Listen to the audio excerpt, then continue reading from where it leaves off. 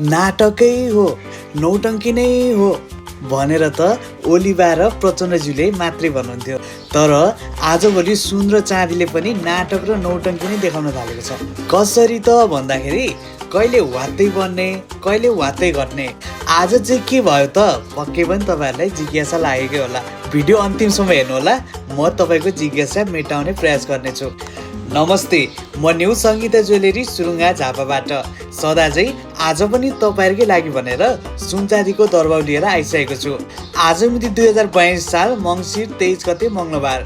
सुन प्रति तोला आज एकै दिन 1000 रुपियाँले घटेर 2,52,400 रुपियाँ भएको छ। त्यसै गरी चाँदी चाहिँ ठिक उल्टो भएको छ। चाँदी चाहिँ आज 15 रुपियाँले बढेर 3615 रुपियाँ भएको छ। कहिले सुन बन्ने चाँदी पनि बन्ने, कहिले चाँदी बन्ने सुन घट्ने। यो सुन र चाँदीको नाटक र नौटङ्की कस्तो लाग्यो तपाईँहरूलाई?